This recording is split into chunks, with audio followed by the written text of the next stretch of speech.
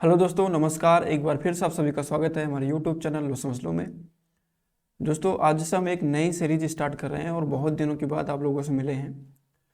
और लेकिन अब हम आप लोगों से मिलते रहेंगे, एक लंबा गैप हो गया।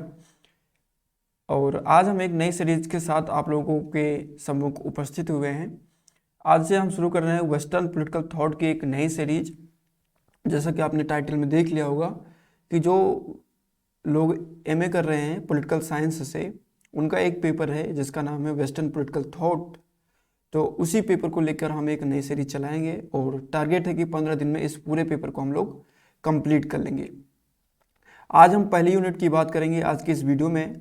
और आपको पता होगा कि आपका जो पहला यूनिट है, या फिर टाइटल पे आपने देख लिया होगा कि सुकरात के पूर्व में जो राजनीतिक चिंतन हुए हैं और जो सुकरात के राजनीतिक चिंतन है वो हमें पहले यूनिट में पढ़ना है। आज की ये पहली वीडियो है, तो इसमें हम क्या करेंगे, इस यूनिट को दो पार्टों में विभाजित करेंगे। पहले पार्ट में हम लोग सुकरात के पूर्व में जो राजनीतिक चिंतन हुए हैं उनको हम पढ़ेंगे, और दूसरी वीडियो में हम सुकरात के राजनीतिक चिंतन को पढ़ेंगे। ठीक है। और मुझे उम्मीद है कि आपको सारी चीज़ें समझ में आएंगी। यदि आपके मन में कोई कन्फ्यूजन होता है, कोई डाउट है आपको, तो कमेंट बॉक्स में आप कमेंट कर सकते हैं। आपके डाउट का समाधान जरूर किया जाएगा। तो चलिए इस वीडियो को शुरू करते हैं और चीज़ों को अच्छी तरीके से समझने का प्रयास करते हैं। एमए पॉलिटिकल साइंस सेमेस्टर 1 वालों के लिए है, जो सेमेस्टर 1 में है। पेपर 2 आपका है जिसका नाम है वेस्टर्न पॉलिटिकल थॉट, पश्चात राजनीतिक विचार। यहाँ पे फर्स्ट इसलिए लिखा हुआ है क्योंकि आपको सेमेस्टर 2 में भी पश्चात राजनीतिक विचार पढ़ने हैं। हालांकि जो चीज़ें आपने सेमेस्टर 1 में पढ़ ली है उसको नहीं पढ़ना है, लेकिन वेस्टर्न पॉलिटिकल थॉट का कुछ पोर्शन आपको सेकेंड सेमेस्टर में भी पढ़ना है और कुछ पोर्शन आपको फर्स्ट सेमेस्टर में पढ़ना है। तो ये इसीलिए यहाँ पर लिखा हुआ है पश्चात राजनीतिक विचार फर्स्ट। ठीक है। अब थोड़ा सा समझ लेते हैं। हालांकि आपने बीए थर्ड ईयर में पढ़ा होगा कि वेस्टर्न पॉलिटिकल थॉट, प्लेटो, अरस्तु, मैकियावेली, इन सबको पढ़ा होगा। वेस्टर्न पॉलिटिकल थॉट क्या है, थोड़ा सा एक आसान भाषा में समझ लेते हैं। वेस्टर्न पॉलिटिकल थॉट ऐसे पॉलिटिकल थॉट हैं जो वेस्टर्न कंट्रीज से आए हैं, या फिर वेस्टर्न कंट्री में जो थिंकर्स हुए हैं उनके द्वारा विचार, उनके द्वारा थॉट जो दिए गए हैं, पॉलिटिकल थॉट जो दिए गए हैं, उनको हम वेस्टर्न पॉलिटिकल थॉट कहते हैं। ठीक है। पश्चात राजनीतिक विचारक, जो पश्चिमी देशों से राजनीतिक विचारक आए, या फिर जो पश्चिमी देशों के राजनीतिक विचारकों ने अपने विचार दिए राजनीति के संबंध में, उनको हम पश्चात राजनीतिक विचार कहते हैं। आगे बढ़ते हैं। तो आज यूनिट हम फर्स्ट पढ़ेंगे। फर्स्ट यूनिट आपकी है pre Socrates thought and Socrates thought. सुकरात के पूर्व तथा सुकरात के जो राजनीतिक चिंतन है, हमें उसको पढ़ना है। ठीक है। और जब हम सुनते हैं वेस्टर्न पॉलिटिकल थॉट, पश्चात राजनीतिक विचार, तो हमारे मन में प्लेटो, अरस्तु, मैकियावेली, इन्हीं सब के नाम सबसे पहले आते हैं। और चूंकि सबसे ज़्यादा विशेष जो योगदान रहा है और पश्चिमी राजनीतिक चिंतन में, वो प्लेटो, अरस्तु, इनके विचारों के सामने आज तक कोई टिक नहीं पाया। मतलब कि एक जो क्रमबद्ध रूप से हर राजनीति के हर पहलू में जो विचार दिया इन्होंने, बहुत अच्छी तरीके से क्रमबद्धता जो इनके विचारों में है, वो आज के समय में भी प्रासंगिकता अपनी बनाए हुए हैं। तो जो सबसे फेमस थिंकर हैं और जो सबसे अच्छे दार्शनिक हुए राजनीति विज्ञान के चिंतन में, वो प्लेटो और अरस्तु को माना जाता है। लेकिन यूनान का जो राजनीतिक चिंतन है वो सिर्फ प्लेटो और अरस्तु से ही नहीं शुरू होता। हमने थर्ड ईयर में प्लेटो से ही शुरुआत करी थी, लेकिन यूनान का वेस्टर्न पॉलिटिकल थॉट, वेस्टर्न का मतलब सिर्फ ये नहीं कि यूनान के ही हमें विचारों को पढ़ने हैं। वेस्टर्न का मतलब पश्चिमी देश, चाहे जो देश हो, पश्चिमी के चाहे जो देश हो, वो सारे के सारे आ जाएंगे वेस्टर्न पॉलिटिकल थॉट में। लेकिन वेस्टर्न पॉलिटिकल थॉट में भी यूनान के जो राजनीतिक विचारक हैं वो नेक्स्ट लेवल है, अर्थात उनकी जो प्रासंगिकता है वो और विचारों में नहीं है। उनके अंदर जो क्रमबद्धता है, यूनान में जो राजनीतिक चिंतन की जो क्रमबद्धता है, वो और कहीं नहीं मिलती हमें। तो राजनीतिक चिंतन में जो सबसे ज़्यादा ही फेमस है वो है यूनान।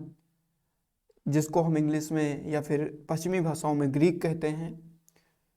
और जैसे कि प्लेटो, अरस्तु, सुकरात जैसे महान दार्शनिक, महान फिलोसफर, महान राजनीतिक विचारक एथेंस में पैदा हुए, जो कि यूनान की कैपिटल है, यूनान की राजधानी है।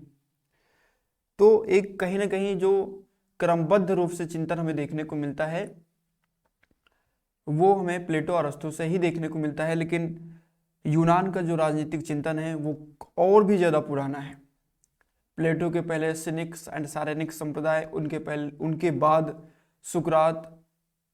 ठीक है, हम उल्टा थोड़ा चल रहे हैं। ठीक है, जैसे अरस्तु के पहले कौन थे? प्लेटो थे। प्लेटो के पहले संप्रदाय बने सिनिक्स एंड सारेनिक्स, उनके भी पहले सुकरात थे और उनके भी पहले सोफिस्ट थे, और सोफिस्ट के पहले भी पाइथागोरस, थैल्स, बहुत सारे राजनीतिक विचारक हुए। ठीक है, तो यही सारी चीज़ें हमें पढ़ना है सुकरात के पूर्व राजनीतिक चिंतन में। तो आज के इस वीडियो में हम सुकरात के पूर्व राजनीतिक चिंतन की विशेषताएं क्या थी, इनके चिंतन क्या थे, और कौन वो लोग थे जो अपने विचार दे रहे थे, और उनके विचार किस रूप में हमें देखने को मिलते हैं, ये सारी चीज़ों के बारे में हम पढ़ेंगे। तो मुझे उम्मीद है कि आपको एक मोटा मोटा आइडिया तो हो गया होगा कि हम क्या पढ़ने वाले हैं। ठीक है, इस वीडियो की रूपरेखा में सबसे पहले हमने आपके सामने प्रश्न रखा हुआ है। प्रश्न हमने ये सोच के रखा हुआ है कि जब आपको पता होगा कि परीक्षाओं में प्रश्न पूछे कैसे जाते हैं या फिर पूछे कैसे गए हैं प्रीवियस ईयर में, वो आइडिया आपके पास होगा तो आप चीज़ों को अच्छी तरीके से रिलेट कर पाएंगे, चीज़ों को अच्छी तरीके से लिंक कर पाएंगे, और चीज़ों को ज़्यादा आप कैप्चर कर पाएंगे। इसलिए हमने पहले क्वेश्चन आपको दे दिए। शुरुआत के ये जो पहले दो क्वेश्चन है, पहला और दूसरा, ये अभी पिछले साल में आपके एग्जाम में पूछा गया था, और बाकी जो प्रश्न है 3, 4, 5, 6, 7 और 8, ये संभावित प्रश्न हैं, आपकी परीक्षा में पूछे जा सकते हैं। ठीक है, पिछले साल आपसे जो प्रश्न पूछा गया था वो पूछा गया था सुकरात के पूर्व दर्शन की जो प्रमुख विशेषताएं हैं उनका विवेचन कीजिए। तो आज इस प्रश्न को हम लेके चलेंगे। सद्गुण ज्ञान है, सुकरात कहता है कि सद्गुण ही ज्ञान है। तो इसके माध्यम से, इस कथन के माध्यम से, इस स्टेटमेंट के माध्यम से सुकरात क्या कहना चाह रहा है, इसका क्या अभिप्राय है, आपको इसकी व्याख्या करनी है। हालांकि इसको हम दूसरे वीडियो में देखेंगे। ठीक है, सुकरात के बारे में जब पढ़ेंगे तो उसमें हम देखेंगे इसको। सोफिस्टों के राजनीतिक सिद्धांत का संक्षिप्त वर्णन कीजिए और स्पष्ट कीजिए कि उन्होंने सुकरात और प्लेटो के विचारों को किस सीमा तक प्रभावित किया। तो इस प्रश्न को भी आज हम पहली वीडियो में डिस्कस कर लेंगे। और चौथा प्रश्न आपसे पूछा गया जो जा सकता है, संभावित प्रश्न है, राजनीतिक चिंतन को सुकरात की देन। तो इसको भी हम दूसरे वीडियो में देखेंगे जब हम सुकरात के विचारों को पढ़ रहे होंगे। सुकरात के राजनीतिक और नैतिक सिद्धांतों का विवेचन कीजिए, तो इसको भी हम दूसरे वीडियो में देखेंगे। स्क्रीनशॉट ले लीजिए, ये क्वेश्चंस महत्वपूर्ण हैं, पूछे जा सकते हैं आपके एग्जाम में। छठा प्रश्न भी सुकरात से जुड़ा हुआ है, और हालांकि छठा प्रश्न आप तभी कर पाएंगे जब पहले वीडियो को ध्यान से समझेंगे और अच्छी तरीके से पढ़ेंगे, क्योंकि इसमें पूछा गया है कि सुकरात के राजनीतिक विचारों का विवेचन कीजिए, क्या उसे सर्वश्रेष्ठ सोफिस्ट कहना उचित है। तो आज हम सोफिस्टों के बारे में अच्छे से पढ़ेंगे, और सोफिस्टों के बारे में यदि आप अच्छे से समझ लेंगे और सुकरात के बारे में अच्छे से समझ लेंगे, तभी आप इस बात का विवेचन कर पाएंगे कि सुकरात क्या एक सोफिस्ट था या फिर नहीं था। सातवां प्रश्न है, सद्गुण ही ज्ञान है और अज्ञान ही पाप है। सुकरात का यह स्टेटमेंट है। इस कथन के संदर्भ में सुकरात के ज्ञान का जो दर्शन है उसका विवेचना कीजिए, उसका विवेचन कीजिए। और यदि देखिए, आपका प्रत्येक प्रश्न 14 नंबर का होगा। आपसे टोटल 10 प्रश्न पूछे जाएंगे। हम विशेष तौर से एलयू, लखनऊ यूनिवर्सिटी की बात कर रहे हैं, थोड़ा सा पेपर के बारे में समझ लेते हैं। ठीक है, एलयू में आपसे 10 क्वेश्चन पूछे जाएंगे, किन्हीं 5 प्रश्नों को आपको करना होगा, और प्रत्येक प्रश्न 14 नंबर का होगा। तो 14 5 जा कितना हो जाएगा, 70। 70 नंबर का आपका पेपर होगा, और जो 30 नंबर आपको वो कॉलेज से मिलेंगे, 15 नंबर आपको मिलते हैं असाइनमेंट के, और 10 नंबर आपको मिलते हैं प्री एग्जाम के, और 5 नंबर आपको मिलते हैं प्रेजेंटी के। तो ये था आपका पेपर का पूरा पैटर्न। तो हालांकि ये 30 नंबर तो आपके कॉलेज के ऊपर है, ये 70 नंबर में आप कितना ला सकते हैं वो आप डिपेंड करेगा कि आप कितनी बेहतर तरीके से पढ़ते हैं। ठीक है, और प्रत्येक प्रश्न 14 अंकों का है, ये आपको ध्यान में रखना है। पहला प्रश्न का जो टाइप है वो लॉन्ग आंसर में आएगा, जो कि 14 नंबर का होगा। दूसरा टाइप ये है, हमने इसलिए इसको बताया क्योंकि ये 8 नंबर में टाइप थोड़ा सा चेंज है। यदि आपसे ये कहेगा कि निम्न पर टिप्पणी कीजिए, तो यहाँ पर आपको दो चीज़ें देगा, ठीक है, पहला दूसरा। यहाँ पर आपको दो टॉपिक दिए जाएंगे और एक टॉपिक 7 नंबर का होगा, ठीक है। जब आप दोनों चीज़ों पे अच्छी तरीके से अपना आंसर, अपनी टिप्पणी और अपना जो विवेचन है, अपना जो तथ्य है वो रखेंगे दोनों पे, तब आपको 14 नंबर मिल जाएंगे, ठीक है। तो ये प्रश्न थे, और प्रश्नों की क्या, कैसे प्रश्न पूछे जाएंगे, कितने नंबर के पूछे जाएंगे, कैसे आपका पेपर होगा, वो सारी चीज़ें हमने बात कर ली है। अब आते हैं अपने मेन टॉपिक पर कि सुकरात के पूर्व राजनीतिक चिंतन पर।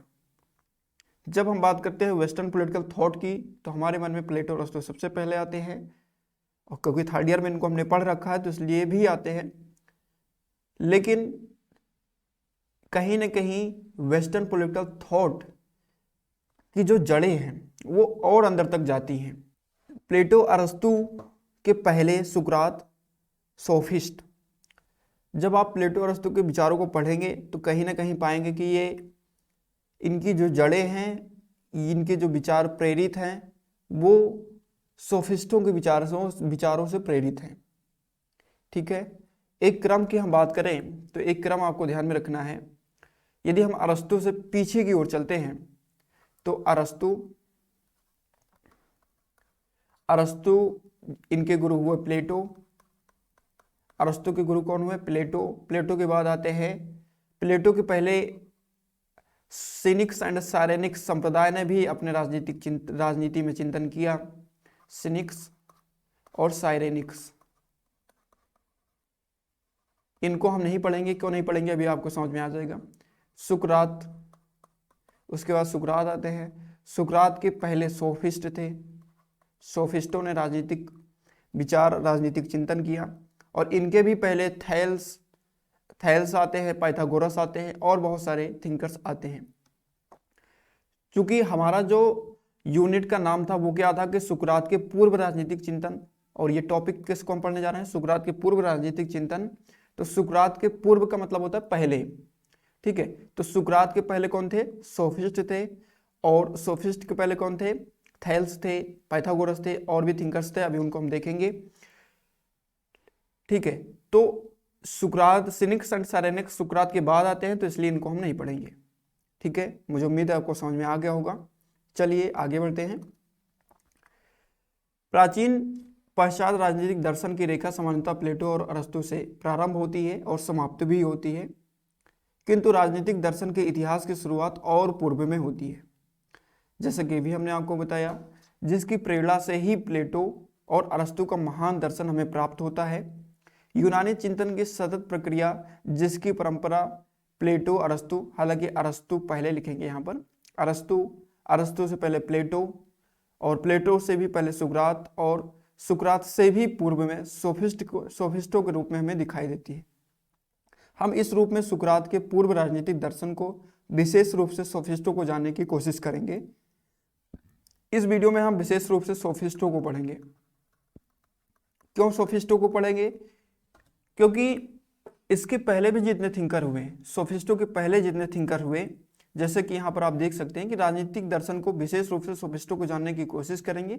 हालांकि सोफिस्टों से पहले पूर्व भी थैल्स हुए, पाइथागोरस हुए, एनेक्सिमीडर हुए, एनेक्सिमीनीज हुए, पायनाइस हुए, ल्यूसियस हुए, आदि विचारकों ने यूनानी चिंतन में अपनी भूमिका निभाई थी। किंतु सोफिस्ट विचारक थे कि वैचारिक स्पष्टता, वैज्ञानिक दर्शन और व्याख्यायित करने की जो क्षमता थी, वो विशेष तौर पर राजनीतिक चिंतन में एक स्पष्टता लाती है। एक स्पष्ट रूप से इन्होंने राजनीतिक चिंतन किया। थैल्स हो गए, पाइथागोरस हो गए, एनेक्सिमीडर हो गए, एनेक्सिमीनीज हो गए, पाइनाइस हो गए, ल्यूसियस हो गए, इन सभी ने चिंतन तो किया, लेकिन इन सबका जो एक अल्टीमेट चिंतन था, इन सबका जो विचारों का जो एक अल्टीमेट पर्पस था, वो भौतिकतावादी था, अध्यात्मवादी था। इन लोगों का ये लक्ष्य था कि इन लोगों के विचारों को यदि हम देखेंगे तो अल्टीमेट अंततः हम ये पाएंगे कि ये लोग ये जानने की कोशिश कर रहे थे कि ये ब्रह्मांड कैसे बना, पदार्थ कैसे बने, दुनिया कैसे बनी, किसने बनाई, आध्यात्मिक थे ये लोग, ठीक है, भौतिकतावादी थे, कैसे जगत बना उसके बारे में बात करते थे। और ये लोग पदार्थ कैसे बना इसकी बात करते थे। हालांकि सुकरात जब आया तो इसकी आलोचना भी करी। सुकरात का ये मानना था कि पदार्थ कैसे बना इससे ज्यादा इंपॉर्टेंट है कि पदार्थ क्यों बना।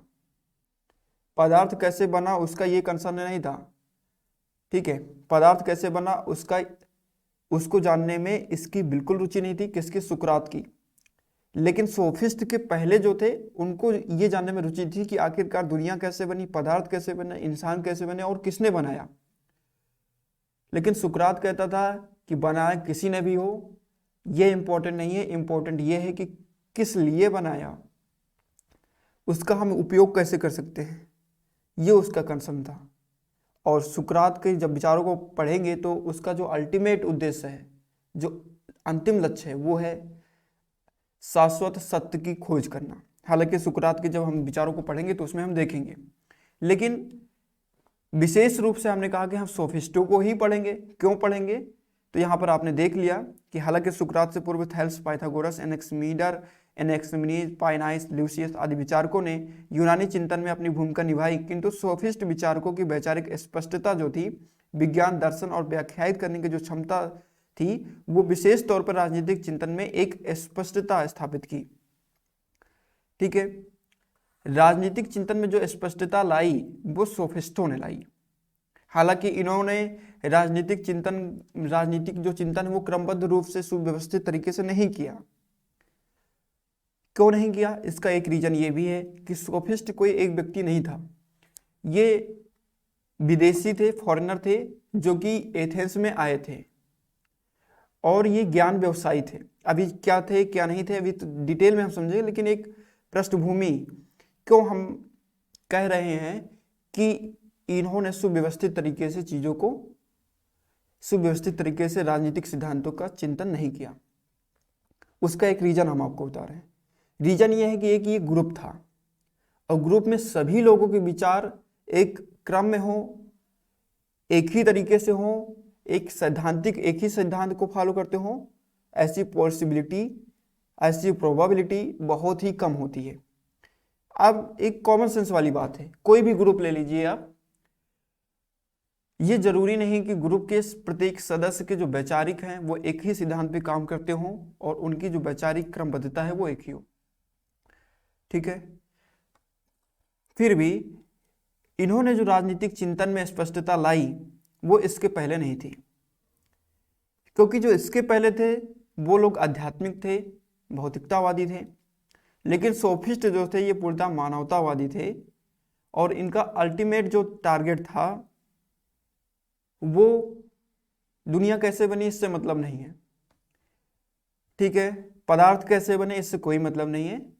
अल्टीमेट उद्देश्य यह है कि जो इंसान है उनको किस तरीके से डेवलप्ड किया जा सकता है, उनको किस तरीके से आगे बढ़ाया जा सकता है, उनको किस तरीके से राजनीतिक वो अपना विकास कैसे कर सकते हैं, वो सुख, ज्यादा से ज्यादा सुख कैसे प्राप्त कर सकते हैं। सोफिस्ट सुखवादी के समर्थक थे, सुखवादी के समर्थक थे। इसका मतलब यह है कि जो लोग सुख, ज्यादा से ज्यादा सुख को अर्जित करना चाहते हैं वो क्या है, सुखवादी हैं। तो सोफिस्ट इसी के समर्थक थे। दुनिया कैसे बनी उससे कोई कंसर्न नहीं, उससे कोई मतलब नहीं। हम इंसानों को किस तरीके से खुश रख सकते हैं, इंसानों को किस तरीके से आगे बढ़ा सकते हैं, उसकी बात करते हैं। कौन, सोफिस्ट। अब सोफिस्ट कौन थे क्या नहीं थे इसके बारे में हम चर्चा करेंगे। तो सेबाइन कहता है कि सोफिस्ट भ्रमणशील शिक्षक थे। भ्रमणशील शिक्षक थे जैसे कि अभी हमने आपको बताया कि ये फॉरेनर थे जो कि विदेशों से आके एथेंस में बस गए थे। ये पारिश्रमिक लेकर शिक्षा प्रदान करते थे, इनका जीवन इसी पारिश्रमिक के सहारे चलता था, ठीक है। तो तीन बातें आपको ध्यान में रखनी है। पहला, सोफिस्ट भ्रमणशील शिक्षक थे। दूसरा, ये पारिश्रमिक लेकर शिक्षा प्रदान करते थे। ये सुकरात से अलग थे। जब हमारे सामने ये प्रश्न आएगा कि क्या सुकरात एक सोफिस्ट है, तब यहाँ पर हम ये पॉइंट रखेंगे कि जो सोफिस्ट थे वो ज्ञान व्यवसायी थे, लेकिन सुकरात जो था ये ज्ञान व्यवसायी नहीं था। ज्ञान व्यवसायी का मतलब ये है कि सोफिस्ट बिना पैसे के शिक्षा नहीं देते थे और सिर्फ शिक्षा उन्हीं को देते थे जो इनको पेमेंट करते थे। लेकिन सुकरात ऐसा नहीं था, वो कई बार अपनी तरफ से चारों तरफ घूमता रहता था, वो अपने ज्ञान का और अच्छी ज्ञान की अच्छी अच्छी बातें वो करता रहता था। ठीक है, तो ये डिफरेंस भी हम रखेंगे जब हम बात करेंगे कि क्या सुकरात एक सोफिस्ट था, तो एक विपक्ष और पक्ष की जब बात करेंगे तो इसको भी हम रखेंगे वहां पर। लेकिन फिलहाल सोफिस्ट एक भ्रमणशील शिक्षक थे और पारिश्रमिक लेकर ये शिक्षा प्रदान करते थे। इनका जीवन इसी पारिश्रमिक के सहारे चलता था।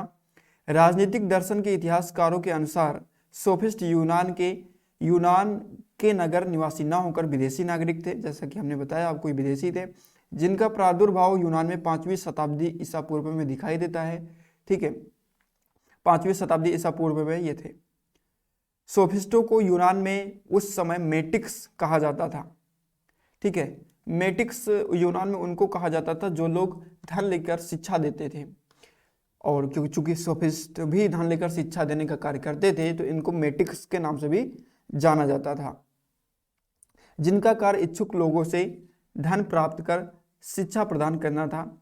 सोफिस्ट दार्शनिक, व्यवहारिक, तकनीकी और साधन पर बल देते थे। सोफिस्ट जो थे वो दार्शनिक भी थे, व्यवहारिक भी थे, तकनीक और साधन पर बल देते थे। ये सिर्फ वही शिक्षा देते थे जो लोगों के व्यवहारिक जीवन में काम आ सके, और उद्देश्य के स्वरूप से उनका कोई विशेष सरोकार नहीं था। जो चीज़ें व्यवहार में आ सकती है उन्हीं की बात करते थे। लक्ष्य क्या है, उद्देश्य क्या है, इससे उनका कोई मतलब नहीं। जो चीज़ें हों वो तुरंत व्यवहार में आ जाएं। व्यवसाय की दृष्टि से सोफिस्ट यूनान के पहले शिक्षक थे, जिनकी शिक्षा का उद्देश्य राजनीति को व्यवहारिक सहायता प्रदान करना था। इनकी शिक्षा का उद्देश्य क्या था? राजनीति को व्यवहारिक सहायता प्रदान करना था। ठीक है, आगे बढ़ते हैं। सोफिस्ट चिंतन में किसी एक धारा और दर्शन की अपेक्षा दर्शन और चिंतन की विविध धाराएं दिखाई देती हैं। जैसा कि अभी हमने आपको समझाया कि सोफिस्ट जो थे ये एक ग्रुप था। क्या था? सोफिस्ट एक ग्रुप था। तो इसलिए जो है इनके चिंतन में किसी एक धारा या फिर किसी एक दर्शन की अपेक्षा दर्शन और चिंतन की विविध धाराएं हमें दिखाई देती हैं, है ना। इन्होंने बहुत सारे फील्ड में, बहुत सारे क्षेत्र में अपने विचार जो हैं दिए, जो देश और काल की परिस्थितियों के अनुरूप व्यवहारिक पक्ष के सिद्धांत के रूप में विकसित हुई थी। ठीक है, सोफिस्ट चिंतन में भाषा से लेकर शरीर क्रिया विज्ञान और नीति से लेकर राजनीति तर्क का विमर्श दिखता है। कुछ सोफिस्ट चिंतकों ने जहां भाषा की उत्पत्ति को लेकर प्रश्न उठाया, जिसमें उन्होंने उसके मानव निर्मित प्रकृतिजन होने को लेकर विमर्श किया, वहीं कुछ ने सुखवाद, कुछ ने परंपरागत नैतिकता का समर्थन किया। सोफिस्ट ऐतिहासकार, कथाकार भी थे, वहीं संदेहवादी और शारीरिक क्रिया विज्ञान होने के साथ साथ राजनीतिक प्रबंधन के मर्मज्ञ थे। कुल मिलाकर सोफिस्ट चिंतन और दर्शन समस्त विषयों के चिंतन का एक समूह पुंज था, जिसे आवश्यकता अनुसार अलग अलग सोफिस्ट चिंतकों ने व्यवहारिकता के धरातल पर प्रयुक्त किया। सोफिस्ट जो थे इनका कोई एक दर्शन नहीं था, कोई एक सिद्धांत नहीं था। बेसिकली इनका एक, जैसे ये ग्रुप में थे तो सिद्धांतों का एक ग्रुप था। ठीक है, ऐसे आप समझ सकते हैं। ठीक है, इन्होंने सुखवादी, व्यक्तिवादी और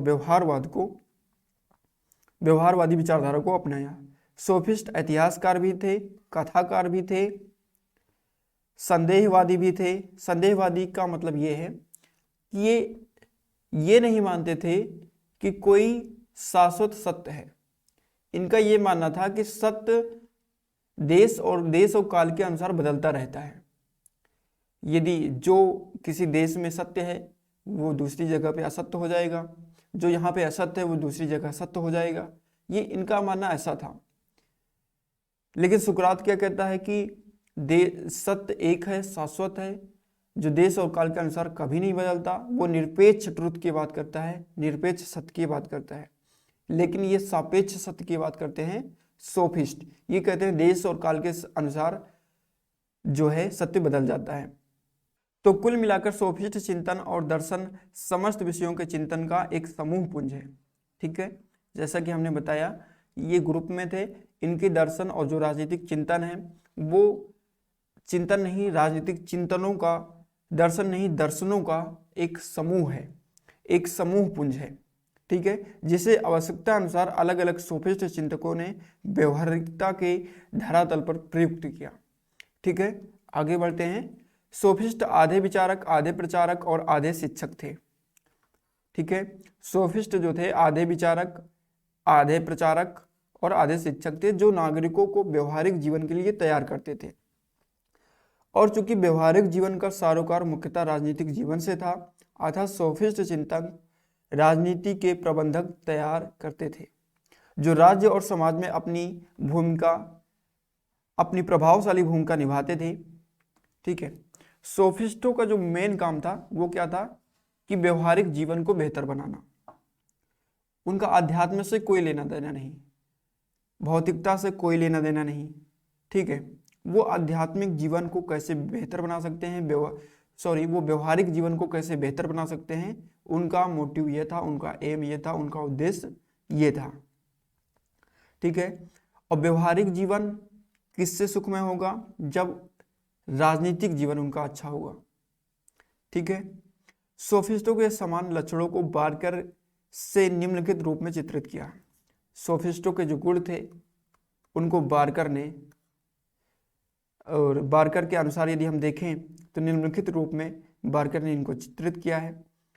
बार्कर कहता है कि सोफिस्टों का कोई एक संप्रदाय नहीं था और ना ही कोई निश्चित सिद्धांत था।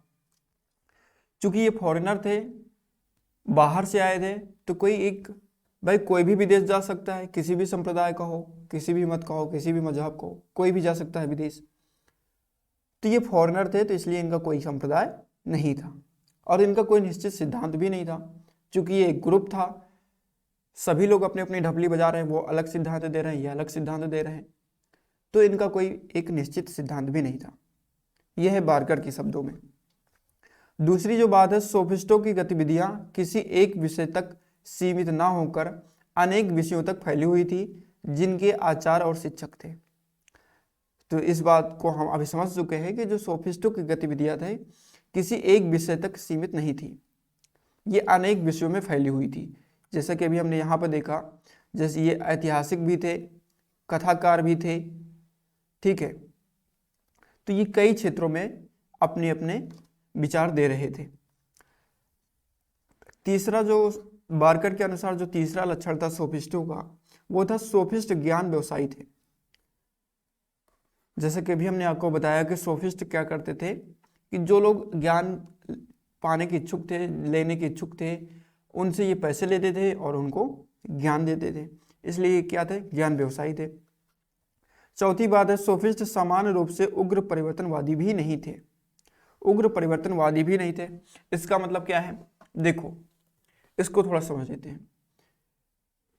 हमारे माइंड में क्या छवि बनी हुई है कि जब कोई विदेशी, जैसे कि अंग्रेज आए या फिर कई तुर्कों ने आक्रमण किया हो भारत पर, तो वो लोग क्या थे? उग्र परिवर्तनवादी थे। उन्होंने अपने धर्म का, अपने संप्रदाय का या फिर अपने कल्चर का, अपने यहाँ की जो रीति रिवाज हैं उनका प्रचार प्रसार करने के लिए बहुत सारे उग्र परिवर्तन किए, यहाँ तक कि लोगों की हत्याएं भी करी। मतलब उग्र परिवर्तन का मतलब है कि जबरदस्ती परिवर्तित उनको करना ही करना है। लेकिन सोफिस्ट ऐसा नहीं थे। भले ही वो फॉरेनर थे, वो यूनान के एथेंस में आए थे, लेकिन उनका ये उद्देश्य था कि जिसको ज्ञान लेना है सिर्फ उसी को देंगे। ये नहीं कि हमारे पास ज्ञान है, हम अपने कल्चर को ही सबसे सर्वश्रेष्ठ मानते हैं, हम अपने संप्रदाय को ही सर्वश्रेष्ठ मानते हैं, हम अपने ज्ञान को सर्वश्रेष्ठ मानते हैं, तो इसलिए अपने ज्ञान, अपने संप्रदाय, अपने कल्चर का प्रचार और प्रसार करने के लिए किसी को जबरन ज्ञान दे रहे हैं, किसी को जबरन अपना संप्रदाय अपनवा रहे हैं। ठीक है, किसी को कोई जबरदस्ती नहीं थी इन लोग के अंदर। जिसको ज्ञान चाहिए था उससे पैसे लेते थे और शांतिपूर्वक उसको ज्ञान देते थे। ठीक है, तो ये उग्र परिवर्तनवादी नहीं थे। इसका मतलब क्या है आप समझ गए होंगे। ये लोग किसी के साथ जबरदस्ती नहीं करते थे, जिसको ज्ञान चाहिए उससे पैसे लेकर ही उसको ज्ञान देते थे। बारकर के हिसाब से जो पांचवा सोफिस्टों का जो लक्षण था वो था, सोफिस्टों में अधिकांश विदेशी नागरिक थे, जैसे कि हम जान चुके हैं, जो मेटिकों के रूप में। मेटिक क्या है, अभी हमने यदि आपने ध्यान से सुना है तो अभी हमने आपको बताया था कि मेटिक एथेंस में या फिर यूनान में उनको कहा जाता था जो धन लेकर शिक्षा देते थे के रूप में एथेंस में रहा करते थे। ठीक है, ये फॉरेनर थे और मेटिकों के रूप में यूनान में रहा करते थे। अब आते हैं हम आगे बढ़ते हैं तो सोफिस्टों के राजनीतिक चिंतन पर आते हैं। अभी तक हमने जो पूरी बात करी वो हमने करी कि सोफिस्ट कौन थे और इनका जो उद्देश्य था वो क्या था, इन सब चीज़ों पे हमने बात करी। अब सोफिस्टों के राजनीतिक विचार को हम देखेंगे कि सोफिस्टों ने क्या राजनीतिक विचार दिए और राजनीति में क्या क्या चिंतन इन्होंने किए, उसको हम समझेंगे। जैसा कि अभी हमने आपको बताया कि सोफिस्ट क्या थे, व्यक्तिवादी थे, मानवतावादी थे, व्यवहारवादी थे, संशयवादी थे। इन सब का क्या मतलब है इसको अब हम समझते हैं। ठीक है, सोफिस्ट का चिंतन यूनान के राजनीतिक विकास और दर्श का एक महत्वपूर्ण पड़ाव है। महत्वपूर्ण पड़ाव क्यों है? जब आप सुकरात के विचारों को पढ़ेंगे, जब आप प्लेटो के विचारों को पढ़ेंगे और अरस्तु के विचारों को पढ़ेंगे तो कहीं ना कहीं आप पाएंगे कि उनके विचारों में, उनके दर्शन में, उनके राजनीतिक चिंतन में जो बीज है वो कहीं ना कहीं सोफिस्टों से ही निकल कर आता है। सोफिस्टों द्वारा बहुत सारे प्रचलित मान्यताओं को चुनौती देते हुए नई धारणाओं और परंपराओं को जन्म दिया और व्यवहारिकता की कसौटी पर उपयुक्त थे जो उपयुक्त थे। पहले क्या था, आध्यात्मिकता की बात की जाती थी सोफिस्टों से पहले, ब्रह्मांड की बात करी जाती थी, संसार की बात करी जाती थी, किसने बनाया, कैसे बनाया होगा, कौन है बनाने वाला, ईश्वर कौन है, इन सब की बात करी जाती थी। लेकिन जब सोफिस्ट आए तो उनका इन सब चीज़ों से कोई लेना देना नहीं, उनका बस उनकी विचारधाराओं का अल्टीमेट एम यही था कि व्यवहारिक जीवन को हम कैसे सुखमय बना सकते हैं, कैसे आनंदपूर्वक उसको जिया जा सकता है, ये ज्ञान वो लोगों को देते थे और अपने ज्ञान ग्राहक की व्यवहारिक समस्याओं के समाधान प्रस्तुत करते थे। ठीक है, सोफिस्ट दर्शन का यूनानी चिंतन बहुत ही गहरा प्रभाव है। सोफिस्ट दर्शन का यूनानी चिंतन पर बहुत ही गहरा प्रभाव है, विशेष रूप से ज्ञान के अन्वेषण की द्वंद्वात्मक पद्धति के रूप में। द्वंद्वात्मक पद्धति जिसे बिल ड्यूरा ने बेहतर रूप से चित्रित किया। उन्होंने यूरोप के लिए व्याकरण तथा न्यायशास्त्र का आविष्कार किया। उन्होंने द्वंद्ववाद का विकास किया, विवाद तथा बहस के बहुत से रूपों का विश्लेषण किया और लोगों को भ्रमात्मक बातों को पकड़ने और स्वयं उनका प्रयोग करने की कला सिखाई। सोफिस्ट जो थे ये द्वंद्ववादी थे और विश्लेषणात्मक पद्धति को ये अपनाते थे और ये संशयवादी थे। इसका अभिप्राय क्या है?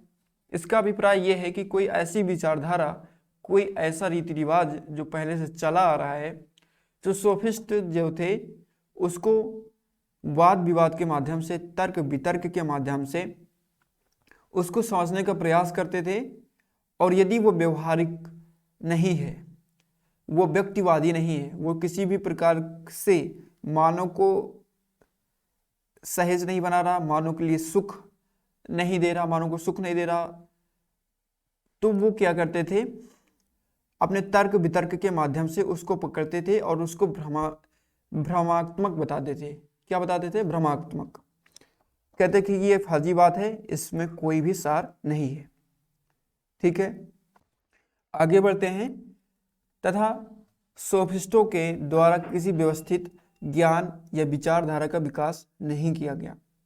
भले ही सोफिस्टों का बहुत गहरा प्रभाव यूनानी चिंतन पर पड़ा हो, लेकिन सोफिस्टों द्वारा किसी व्यवस्थित ज्ञान या विचारधारा का विकास नहीं किया गया। सेबाइन इसके संबंध में कहता है, उनका अपना कोई दर्शन नहीं था, उन्होंने वह शिक्षा दी जिसके लिए अमीर विद्यार्थी उन्हें पैसा देने के लिए तैयार थे। तो जैसा कि मैंने बताया कि सोफिस्ट जो थे पूर्णतः व्यक्तिवादी, पूर्णतः व्यवहारवादी थे। व्यवहारिकता पर ये लोग जोर देते थे और जो पुरानी विचारधाराएं थी उनको एक संशय की निगाह में देखते थे और उनके ऊपर तर्क वितर्क करके उनको गलत साबित करते थे यदि वो व्यवहारिक जीवन में उनका उपयोग नहीं किया जा सकता था तो इसी पे सेवायत ने कहा कि उनका अपना कोई दर्शन नहीं था, उन्होंने वह शिक्षा दी जिसके लिए अमीर व्यक्ति, अमीर विद्यार्थी उन्हें पैसा देते थे, पैसा देने के लिए तैयार थे। ठीक है। सोफिस्टों के दर्शन में श्रृंखलाबद्ध वैचारिकता के अभाव के बावजूद कुछ समान प्रवृत्तियां देखी जा सकती हैं। भले ही सोफिस्टों ने एक क्रमबद्ध रूप में एक व्यवस्थित तरीके से अपनी विचारधाराओं का प्रतिपादन नहीं किया, लेकिन जब हम उनके विचारों को पढ़ते हैं तो उनके विचारों में कुछ समान प्रवृत्तियां हम लोग पाते हैं। जैसा कि हमने बताया, वो व्यक्तिवादी और मानवतावादी के समर्थक थे। सोफिस्ट दार्शनिक विशेष रूप से गार्जियाज ये जो था ये एक सोफिस्ट का नाम है। ठीक है। सोफिस्ट गार्जियाज ने भौतिकतावादी दर्शन का खंडन कर मानवतावादी को बढ़ावा दिया।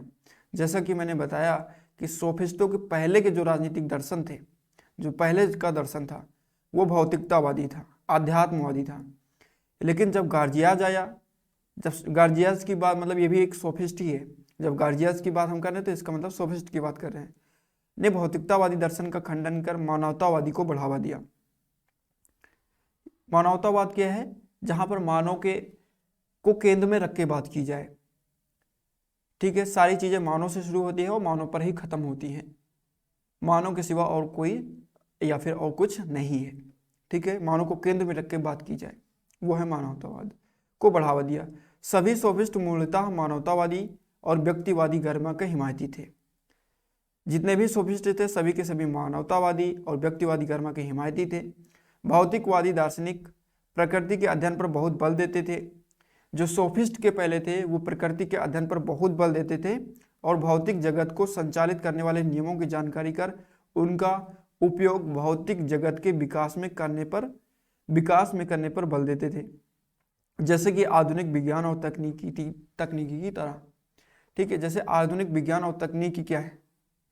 ये मंगल ग्रह की खोज कर रहा कि मंगल पे जीवन है कि नहीं। अरे ये खोज करो कि पृथ्वी पर मनुष्य किस तरीके से सुख में रह सकते हैं।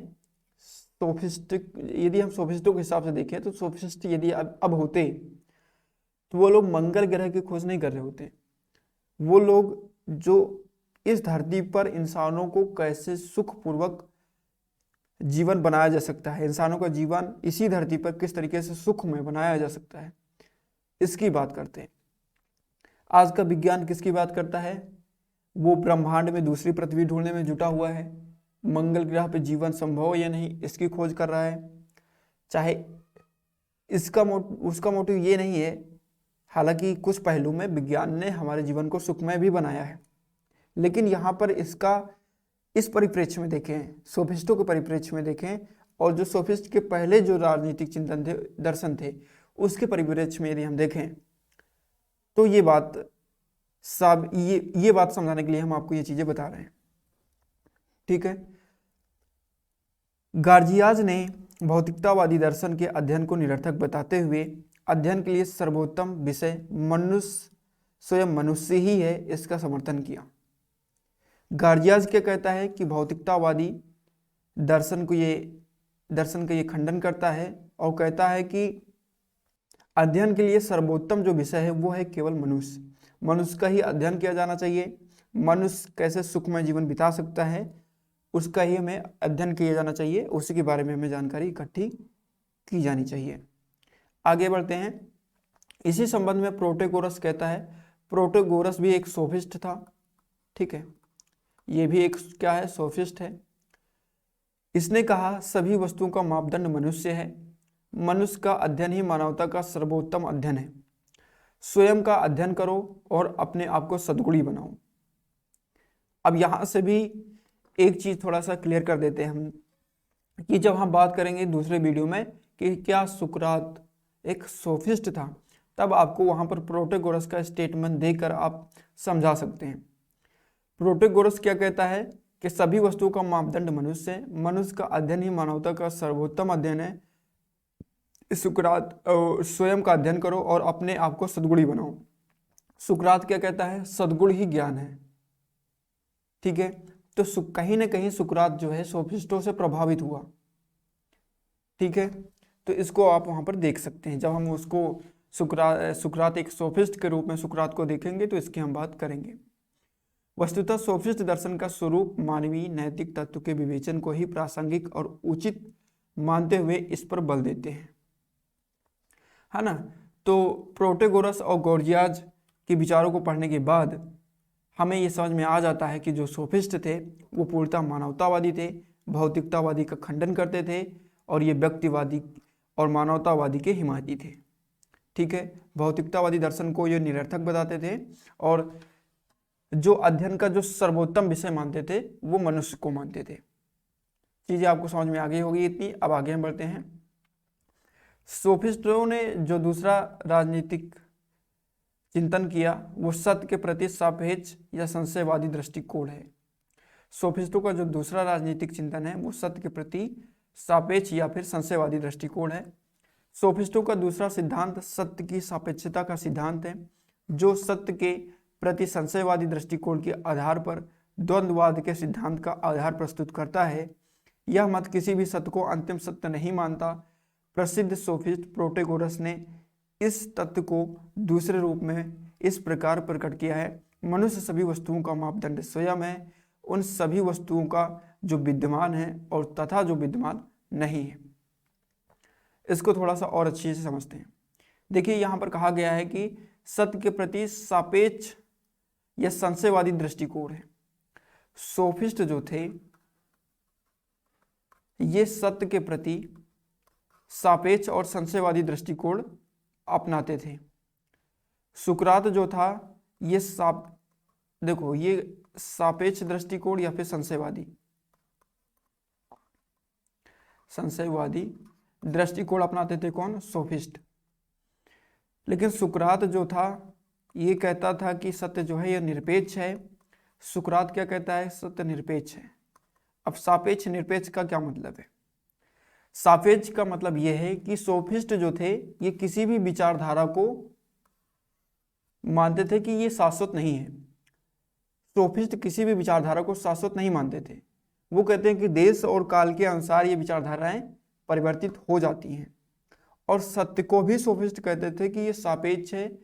संशयवादी और सापेक्ष का मतलब, संशयवादी बोलो या सापेक्ष बोलो, सापेक्ष का बस इतना सा मतलब है कि देश और काल के अनुसार जो विचारधाराएं बदल जाए वो सापेक्ष हैं।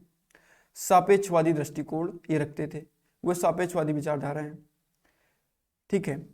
और जो निरपेक्ष है वो देश और काल के अनुसार बदलती नहीं है। सुकरात कहता था कि सत्य निरपेक्ष है, अर्थात ये देश और काल के अनुसार नहीं बदलेंगी, ये शाश्वत हैं, ये किसी भी देश में हो, किसी भी काल में हो, हमेशा ये सार्वभौम है और हमेशा सत्य रहेंगी, ये अपरिवर्तनशील है, ये शाश्वत है। तो सुकरात इसकी बात करता है। तो निरपेक्ष का मतलब क्या है? जो चीजें शाश्वत है, जो चीजें अपरिवर्तनशील है, काल और समय का उन पर कोई प्रभाव नहीं पड़ता, वो निरपेक्ष है। जो चीजें सापेक्ष हैं उन पर काल और समय का प्रभाव पड़ता है और इसके अनुसार वो बदल जाती हैं। सोफिस्टों की इस संशयवाद ने प्रकृति के उस बौद्धिक चरित्र को चुनौती दी जो आरंभिक यूनानी विचारधारा के आधार थे। सोफिस्टों के इस संशयवाद ने प्रकृति के उस बौद्धिक चरित्र को चुनौती दी जो आरंभिक यूनानी विचारधारा के आधार थे। देखो प्राचीन यूनान में बहुत सारे ऐसे विचारधाराएं थी और सभी विचारधाराओं को सोफिस्ट जो थे वो संशय की दृष्टि से देखते थे। जब तक वो उन विचारधाराओं को व्यवहारिक जीवन में, जब तक उनकी कोई प्रासंगिकता नहीं है, जब तक उनको व्यवहारिक जीवन में अपनाया नहीं जा सकता, तब तक वो उसको संशय की दृष्टि से, शक की दृष्टि से देखते थे और उनको द्वंद्व तर्क वितर्क के माध्यम से उनका खंडन करते थे। तो आई होप आप इतने बात समझ गए होंगे। आगे बढ़ते हैं। इस धारणा ने प्रचलित मान्यता के रूप में राज्य के स्वरूप, स्रोत और उसके संस्थानिक मान्यताओं को गंभीर चुनौती पेश की।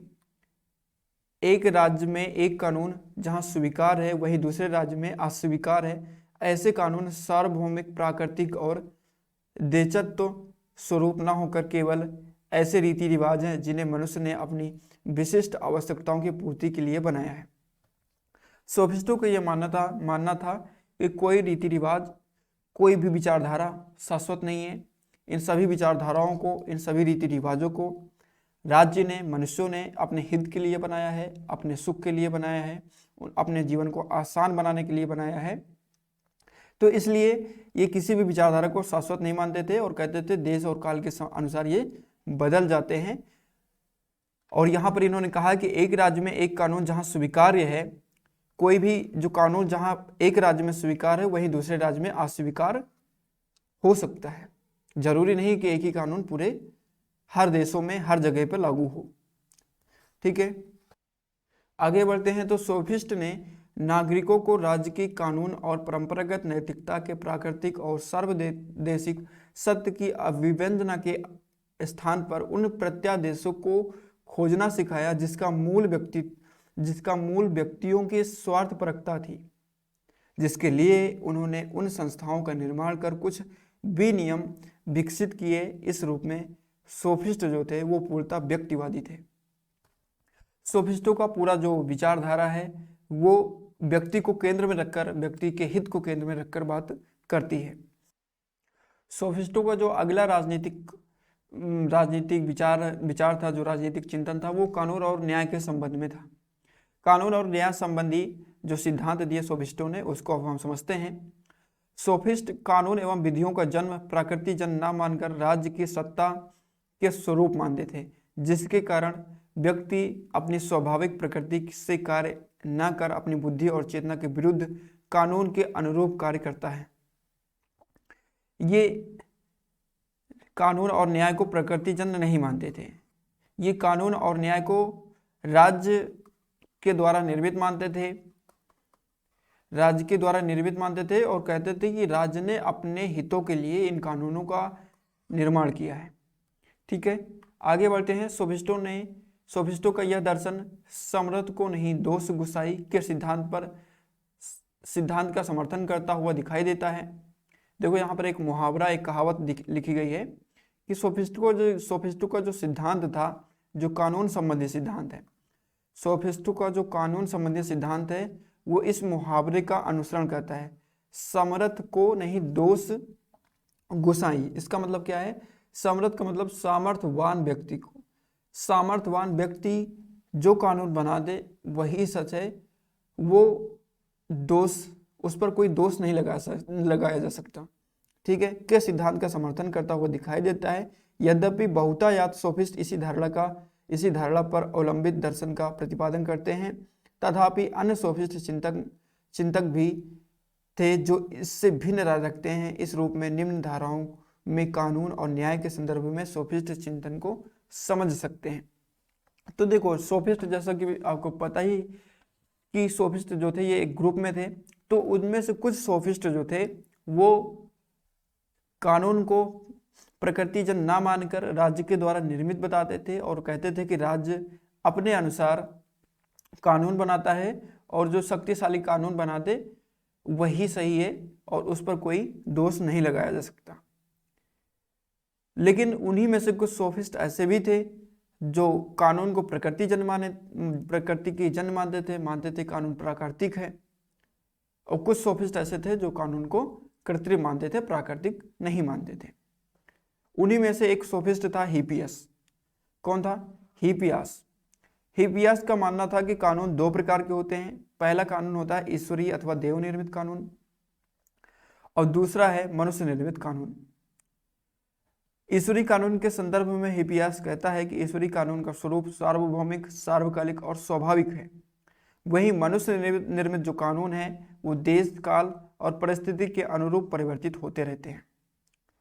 तो कुछ जो सोफिस्ट थे वो सिर्फ मनुष्य निर्मित कानून को मानते थे, कुछ सोफिस्ट थे जो देव निर्मित कानून को भी मानते थे, लेकिन कुछ सोफिस्ट ऐसे थे जो दोनों कानून की परिभाषा, दोनों कानून के विषय में अपने राजनीतिक चिंतन करते हैं और इनको अलग अलग बताते हैं। आगे बढ़ते हैं। तो थ्रेसिमेकस का मत है, थ्रेसिमेकस ये भी एक सोफिस्ट था। ठीक है, थ्रेसिमेकस ये भी एक सोफिस्ट था। थ्रेसिमेकस के अनुसार बल ही कानून है और न्याय का आधार, बल ही कानून और न्याय का आधार है और शक्ति ही सब अवस्थाओं में न्यायोचित है। थ्रेसिमेकस अनुभववादी था। थ्रेसिमेकस क्या कहता है कि बल ही कानून है। जो सामर्थ्यवान व्यक्ति हैं, जो शक्तिशाली हैं और जो बलवान हैं, उन्हीं के द्वारा जो नियम बना दिया जाए वही कानून है और वही न्याय है। और शक्ति ही सब अवस्थाओं में न्यायोचित है। न्याय क्या है? केवल शक्ति है, ये शक्ति का हिमायती है। बलशाली जो नियम बना दे, जो कानून बना दे, जो राज्य नियम बना दे, जो कानून बना दे, जो शक्तिशाली है वो जो नियम कानून बनाए वही न्यायोचित है और वही कानून है। आगे बढ़ते हैं। जिसे व्यवहारिक अनुभव के आधार पर यह मत प्रकट किया कि शक्तिशाली द्वारा अपने हितों के अनुरूप व्यवस्था का निर्माण करा दिया जाता है, यहाँ तक कि राज्य के कानून और संरचना भी इन्हीं हितों के संवर्धन करती है। ठीक है, तो थ्रेसिमेकस का यह मानना है कि शक्ति ही कानून है और शक्ति ही सर्वथा न्यायोचित है। अब हम आगे बढ़ते हैं सोफिस्टों के विचार, जो सोफिस्ट विचारक थे उनकी विशेषताओं पर, कि सोफिस्ट जो विचारक थे इनके विचारों में क्या क्या विशेषताएं हमें देखने को मिलती हैं। तो पहली विशेषता की यदि हम बात करें तो पहली विशेषता जो कहती है वो कहती है कि सोफिस्ट विचारकों ने तत्कालीन यूनान में प्रचलित भौतिक और आध्यात्मिक विचारों के विरुद्ध मानवीय और राजनीतिक विषयों के चिंतन पर लोगों का ध्यान केंद्रित किया। जो सोफिस्ट थे इन्होंने भौतिक और आध्यात्मिक विचारों का खंडन किया और मानवीय और राजनीतिक विषयों के चिंतन पर इन्होंने लोगों का ध्यान केंद्रित किया। पहली विशेषता ये हो गई। दूसरी विशेषता यह है कि सोफिस्ट विचारक पूर्णतः व्यक्तिवादी और संशयवादी थे। व्यक्तिवादी संशयवादी का क्या मतलब है इसको हम समझ चुके हैं। उन्होंने यूनान में तर्कवाद और स्वतंत्र चिंतन की परंपराओं को प्रारंभ किया। सोफिस्ट जो थे ये किसी भी धारणा का, किसी भी विचारधारा को संशय की दृष्टि से देखते थे और उस पर तर्क वितर्क करके उसका खंडन करते थे यदि उसको व्यवहारिक जीवन में अपनाया नहीं जा सकता तो। तीसरी जो इनकी विशेषता थी, सभी सोफिस्ट विचारकों के भिन्न भिन्न मत थे। जैसे कि मैंने बताया कि इनका कोई ये एक ग्रुप था, इसलिए इनका कोई क्रमबद्ध और सिद्धांत नहीं था। सभी सोफिस्टों के अपने अलग अलग मत थे, अतः वे सभी किसी निश्चित प्रकार के सिद्धांतों एवं मान्यताओं का समर्थक नहीं थे या फिर समर्थन नहीं किए। ठीक है, आगे बढ़ते हैं। तो सभी सोफिस्ट विचारक व्यवहारिक शिक्षा के समर्थक थे। वे पारिश्रमिक लेकर एक व्यक्ति को अपनी इच्छा अनुसार शिक्षा प्रदान करते थे, जिसमें से भाषण शास्त्र, भाषण कला एवं व्याकरण आदि प्रमुख होते थे। जैसे कि हमने अभी पढ़ा कि जो सोफिस्ट थे ये बहुत सारी विचारधाराओं का एक पुंज थे, बहुत सारे विषयों के ज्ञान का एक पुंज थे, जिसमें भाषा शास्त्र, भाषण कला एवं व्याकरण आदि प्रमुख थे। ठीक है, ये भाषा शास्त्र है और ये भाषण कला। आगे बढ़ते हैं। पांचवी जो इनकी विशेषता थी, सभी सोफिस्ट विचारक प्रबल व्यक्तिवादी थे, अतः उन्होंने हर व्यक्ति को अपनी बुद्धि के अनुसार सत्य की कसौटी निर्धारित करने का अधिकार प्रदान किया था। सोफिस्ट ये कहते थे कि जो व्यक्ति है वो क्या उचित है, क्या अनुचित है, क्या न्याय है, क्या न्यायोचित है, क्या अन्यायपूर्ण है, वो खुद डिसाइड करेंगे, वो खुद निर्णय लेंगे। ठीक है, क्योंकि ये व्यक्तिवाद के प्रबल समर्थक थे। आगे बात करते हैं। तो सोफिस्ट विचारक प्रतिभाओं के धनी थे। प्रतिभाओं के धनी थे, इसका क्या मतलब है? प्रतिभाओं के धनी का मतलब क्या है कि सोफिस्ट जो थे ये हर क्षेत्र में कूदे थे, सभी क्षेत्रों में कूदे रहते थे। कूदने का मतलब यह है कि सभी क्षेत्रों में इन्होंने अपनी अपनी विचारधाराएं प्रस्तुत की। जैसे कि डमलर के अनुसार यदि हम देखें तो वे अपने युग के ऐतिहासिक क्षेत्र में भी कूदे, अध्यात्म शास्त्री भी थे, वो संशयवादी भी थे, भौतिक शास्त्री भी थे। इस तरह कोई भी ऐसा विषय नहीं था जिस पर उन्होंने किसी प्रकार का चिंतन नहीं किया हो।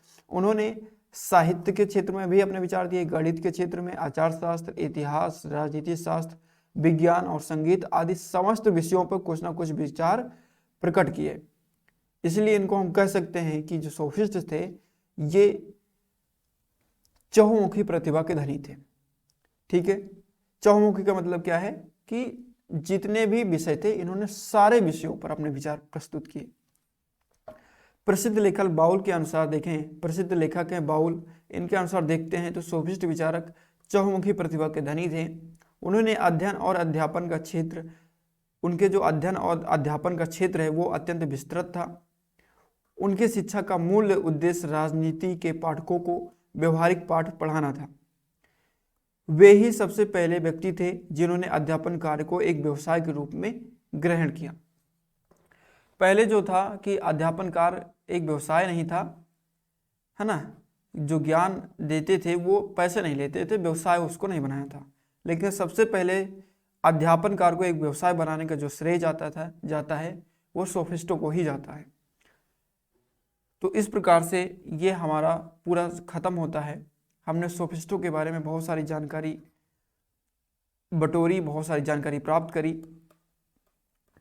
ठीक है, तो एक बार थोड़ा सा रिवाइज कर लेते हैं कि हमने क्या क्या चीज़ों को पढ़ी। क्विकली, बहुत स्पीड में चीज़ों को रिवाइज कर लेते हैं कि अभी तक हमने क्या क्या पढ़ा।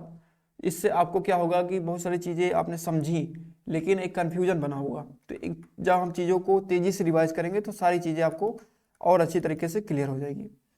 ठीक है, हमें क्या पढ़ना था, तो हमें पहले यूनिट में सुकरात के पूर्व राजनीतिक चिंतन पढ़ने थे।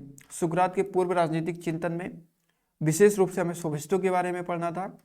हालांकि इसके भी पहले, सोफिस्टों के पहले भी थैल्स, पाइथागोरस, एनेक्समीडर, एनेक्समीनीज, पाइनाइस, ल्यूसियस आदि विचारक थे। लेकिन इनके विचारों को जब हम पढ़ेंगे तो उसमें लगता नहीं कि ये राजनीतिक विचारक हैं। ठीक है, इनके विचार भौतिकतावादी थे, आध्यात्मिक थे, राजनीतिक नहीं थे इनके विचार। सबसे पहले जो राजनीतिक विचारों में जो स्पष्टता लाई, जो क्लियरिटी लाई, वो किसने लाई? सोफिस्टों ने लाई। तो इसलिए हमने सोफिस्टों को ज़्यादा अच्छी तरीके से पढ़ा है इनको पढ़ने की बजाय। सोफिस्टों के बारे में 7 का स्टेटमेंट आपको याद रखना कि सोफिस्ट जो थे एक भ्रमणशील शिक्षक थे। ये पारिश्रमिक लेकर शिक्षा प्रदान करते थे। इनका जीवन पारिश्रमिक के ही सहारे चलता था। मेटिक्स उसको कहा जाता था यूनान में जो धन लेकर शिक्षा देते थे। और सोफिस्ट जो थे ये 500 BC के आसपास इनका जो 5वीं शताब्दी या फिर 500 BC बोल लो या फिर 5वीं शताब्दी बोल लो। ठीक है, 5वीं शताब्दी में इनका प्रादुर्भाव जो है हमें दिखाई देता है। ये बात हो गई। सोफिस्ट जो थे ये चौमुखी प्रतिभा के धनी थे। इन्होंने सारे विषयों में जो है अपने अपने विचार प्रस्तुत किए। बार्कर ने सोफिस्टों के निम्न लक्षण बताए थे। सोफिस्टों का कोई एक संप्रदाय नहीं था और ना ही कोई निश्चित सिद्धांत था। क्यों नहीं था वो हमने आपको समझा दिया है। सोफिस्टों की गतिविधियां किसी एक विषय तक सीमित ना होकर अनेक विषयों तक फैली हुई थी, क्योंकि अभी हमने समझा कि चौमुखी प्रतिभा के धनी थे। सोफिस्ट ज्ञान व्यवसायी थे। सोफिस्ट सामान्य रूप से उग्र परिवर्तनवादी नहीं थे। उग्र परिवर्तनवादी नहीं थे इसका मतलब हम समझ चुके हैं कैसे। सोफिस्टों ने अधिकांश विदेशी नागरिक थे। अधिकांश क्या, लगभग सारे विदेशी नागरिक थे जो मेटिको के रूप में एथेंस में रहते थे। मेटिको का मतलब हमने बताया कि जो धन लेकर शिक्षा देते थे। ठीक है, तो सोफिस्ट के जो राजनीतिक विचारक थे, जो राजनीतिक, हालांकि इन्होंने अपना कोई व्यवस्थित और क्रमबद्ध विचार नहीं दिए इन्होंने, लेकिन कुछ इनके विचारों में सामान्य प्रवृत्तियों को यदि हम देखें तो कुछ चीज़ें हमें देखने को मिलती हैं। जैसे कि इनके विचारों में मानवतावाद देखने को हमें मिलता है और सत्य के प्रति सापेक्ष और संशयवादी दृष्टिकोण देखने को हमें मिलता है। ठीक है, और कानून संबंधी जो इनके विचार हैं, कुछ सोफिस्ट तो कानून को प्राकृतिक मानते हैं, लेकिन कुछ इसको कृत्रिम मानते हैं। कहते हैं कि राज्य ने अपने लिए कानून बनाया है, ये शाश्वत नहीं है, देश और समय के साथ देश काल के अनुसार ये परिवर्तित होते रहते हैं। तो ये इन्होंने कहा, कुछ दोनों को मानते हैं, है ना। कुछ ईश्वरीय कानून के बारे में भी विचार प्रस्तुत करते हैं और कुछ मानव निर्मित या फिर कृत्रिम कानून के बारे में भी अपने विचार प्रस्तुत करते हैं और दोनों की व्याख्या करते हैं। सोफिस्ट विचारकों की विशेषताओं में बहुत सारी चीज़ें हैं। सोफिस्ट विचारकों ने तत्कालीन यूनान में प्रचलित भौतिक और आध्यात्मिक विचारों का खंडन करते हैं और ये मानवीय और राजनीतिक विषयों के चिंतन पर ज़्यादा जोर देते हैं, ज़्यादा ध्यान केंद्रित करते हैं लोगों का। सोफिस्ट विचारक पूर्णतः व्यक्तिवादी और संशयवादी थे और उन्होंने तर्कवाद और स्वतंत्र चिंतन की परंपराओं को प्रारंभ किया। सोफिस्ट विचारकों के मत भिन्न भिन्न थे, क्योंकि ये ग्रुप था तो सभी के जो मत थे वो अलग अलग थे, एक जैसे नहीं थे। सभी सोफिस्ट विचारक व्यवहारिक शिक्षा के समर्थक थे। वे पारिश्रमिक लेकर व्यक्ति को अपनी इच्छा अनुसार शिक्षा प्रदान करते थे, जिसमें भाषा शास्त्र, भाषण कला एवं व्याकरण आदि प्रमुख थे।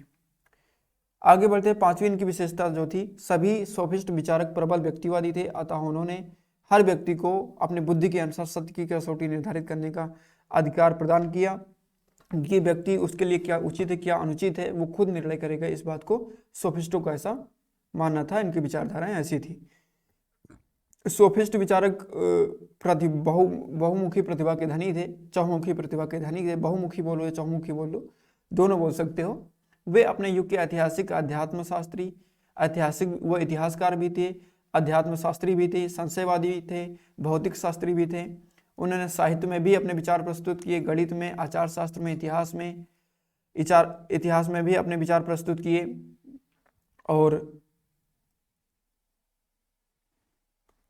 और आगे देखते हैं तो विज्ञान तथा संगीत में भी अपने विचार प्रस्तुत किए। तो इसलिए इनको बाउल जो है ये कहता है कि ये चहुमुखी प्रतिभा के धनी थे। तो इस प्रकार से ये पूरा हमारा जो सोफिस्ट वाला पोर्शन है ये समाप्त होता है। कल हम सुकरात के विचारों को पढ़ेंगे। दूसरी कक्षा में हम सुकरात के विचारों को पढ़ रहे होंगे। इस तरीके से ये हमारा जो पहला यूनिट है ये खत्म हो जाएगा। अभी खत्म नहीं हुआ, सुकरात के विचारों को पढ़ने के बाद खत्म होगा। फिर हम प्लेटो को पढ़ेंगे, अरस्तु को पढ़ेंगे, मैकियावेली को पढ़ेंगे और फिर जो जीन बोडिन है, एक्विनास है ना, उन सभी को धीरे धीरे हम लोग पढ़ते रहेंगे। तो मुझे उम्मीद है कि आपको ये वीडियो पसंद आया होगा। यदि आपके मन में कोई कन्फ्यूजन है या फिर इस वीडियो को लेकर कोई सुझाव है तो आप कमेंट बॉक्स में हमें बता सकते हैं और हम आपके कमेंट का जरूर रिप्लाई देंगे। तो मिलते हैं नेक्स्ट वीडियो में, तब तक के लिए नमस्कार, जय हिंद।